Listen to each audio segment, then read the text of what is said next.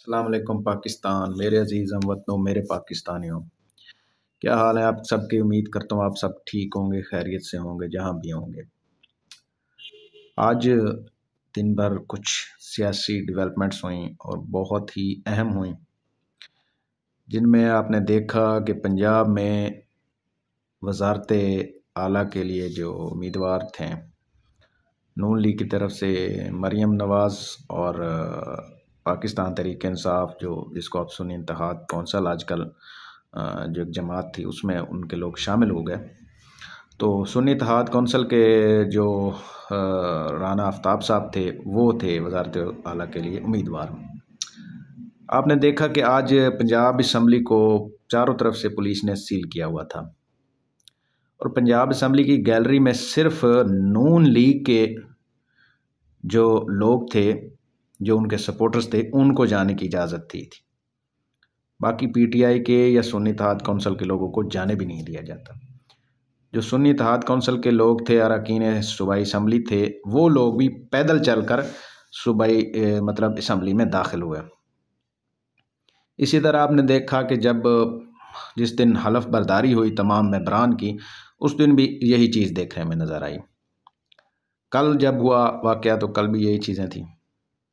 बहरहाल जी, ये एक इंतज़ामिया की अपनी सोच है। बहरहाल जी, देखें जी कि आज जो इंतखाब हुआ है मरियम नवाज़ का, वो बड़ा एक अजीब और एक गैर मुनसिफाना है, जिस पर लोग तनकीद कर रहे हैं। लोग तनकीद तो करेंगे कि जो 8 फरवरी को नताइज आ रहे थे, जो कि 9 फरवरी को तब्दील कर दिए गए, नताइज आते आते रोक दिए गए हलकों के, कुछ हलकों पर स्टे आर्डर जारी हो गया, कुछ हलकों के अभी नताइज पेंडिंग हैं, कुछ लोग हलकों पे स्टे आर्डर्स हुए हैं, वो भी स्टे आर्डर ख़त्म नहीं हुए। तो पहली बात तो ये समझ में नहीं आती कि जो एक क्या कहते हैं ना, असम्बली का मतलब तादाद पूरी नहीं, अरकान पूरे नहीं हैं, तो कैसे इतने जल्दी मतलब असम्बली का इजलास बुला लिया गया और किस तरह इतना जल्दी स्पीकर और डिप्टी स्पीकर का इंतखाब हुआ, फिर आज वज़ीर आला का इंतखाब हो गया। ये सारी चीज़ें कंट्रोवर्शियल हो जाती हैं जब आप ऐसे काम करते हैं। वज़ीर आला का इंतखाब भी कंट्रोवर्शियल है कि ये चीज़ें समझ से बाहर हैं कि 8 फरवरी को जो नताइज आ रहे थे उनके मुताबिक तो जो नून लीग थी वो बज़ाहिर कोई 125-26 सीटों पर थी और जो आज़ाद अरकान थे उनके मुकाबले में वो उस टाइम 124 पर चल रहे थे। और आज जब पता चला, जो गिनती की गई तो पता चला कि 220 वोट पड़े हैं जनाब मरियम नवाज़ को। बड़ी हैरानगी की बात होती है। बहरहाल उस दिन के बाद, जब 8 फरवरी के बाद जब रिज़ल्ट नताइज चेंज किए गए, उसके बाद बहुत सारे आज़ाद अरकान को नून लीग में शामिल करवाया गया। बहुत सारे लोगों को जो मार्जिन से जीत रहे थे उनको हरा दिया गया। बहुत सारी जगहों पर ऐसा कुछ होता रहा है, ये पूरी दुनिया ने देखा है। बहरहाल इस बहस में हम नहीं पढ़ते, लेकिन जब 8 फरवरी के नताइज को देखकर आज जो कुछ हुआ वो सब कुछ कंट्रोवर्शियल हो जाता है, उसमें बड़े तज़ाद आ जाते हैं। लोग देख रहे होते हैं, लोग सोचते हैं कि जनाब हमने वोट किसको दिया, हुकूमत किसकी बन रही है, हमने किसको वज़ीर आला बनाने के लिए वोट दिया और वज़ीर आला बन कौन गया है। बड़ी अजीब सी बात है। उसके बाद मरियम साहिबा ने एक तकरीर की कि जनाब मैं ये रिलीफ दूंगी, वो रिलीफ दूंगी, अवाम को ये रिलीफ दूंगी। ऐसे जाहिर करते हैं कि जनाब इनको बड़ा दर्द है अवाम का। अगर इन लोगों को अवाम का दर्द है तो मुझे ये समझाएं कि जब ये इक़्तिदार से जाते हैं तो दूसरे दिन लंदन क्यों चले जाते हैं? कोई एक ऐसा अस्पताल नहीं है जहाँ पर ये लोग अपना इलाज करवा सकें। फिर मरियम साहिबा ने कहा जी कि मैं किसी से इंतकाम नहीं लूँगी, ना मुझे इंतकाम लेने का है। तो मैं इनसे ये पूछना चाहता हूँ कि 2 दिन पहले जो इमरान रियाज़ को उस रात को 12:30 बजे एंटी करप्शन वालों ने और पंजाब पुलिस ने उनके घर जाकर उनको गिरफ्तार किया, वो क्या था? वो क्या चीज़ थी?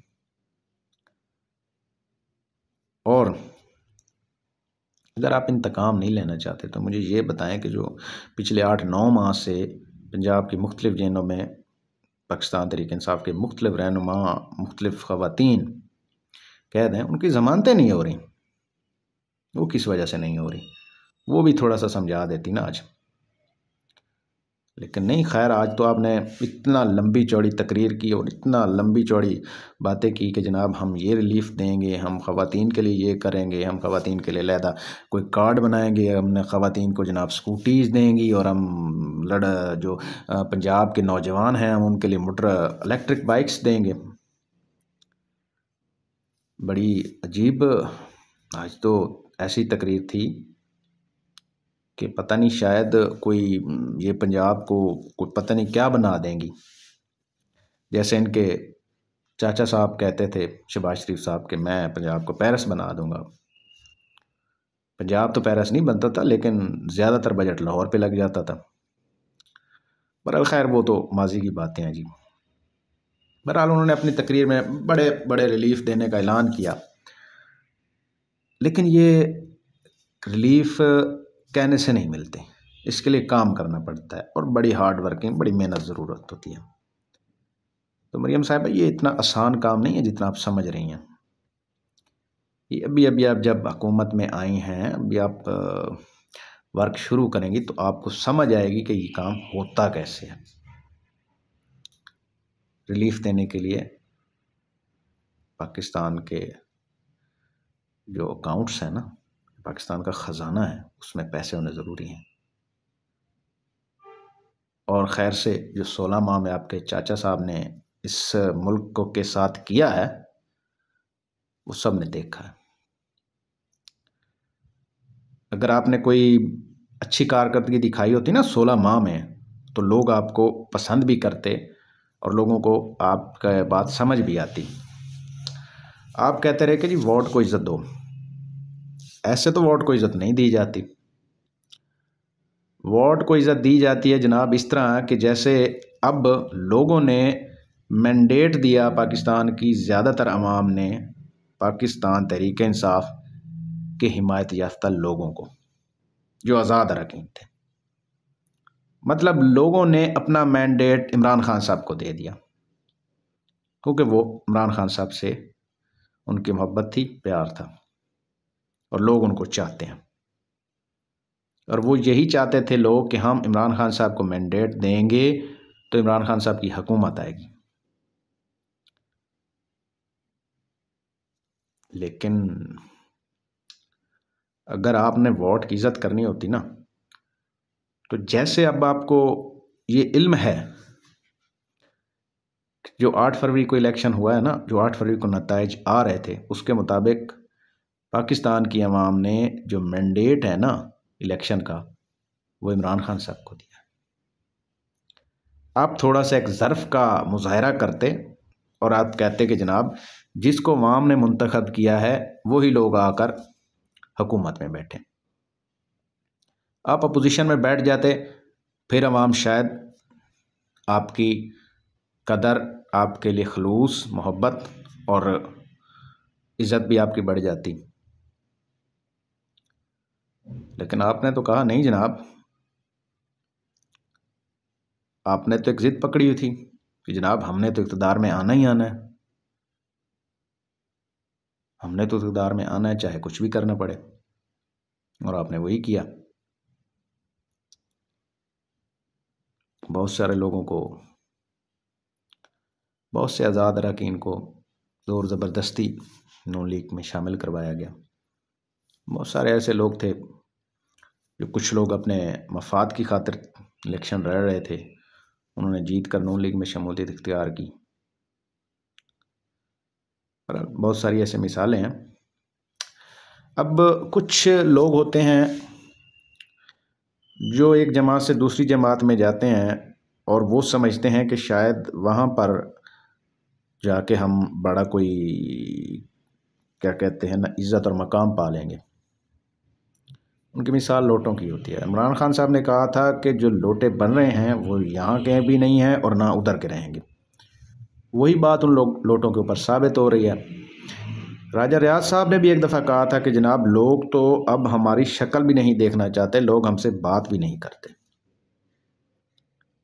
तो जनाब आपको किसने कहा था लोटा बनने का? आज इसी तरह के एक वाक़या पेश आया।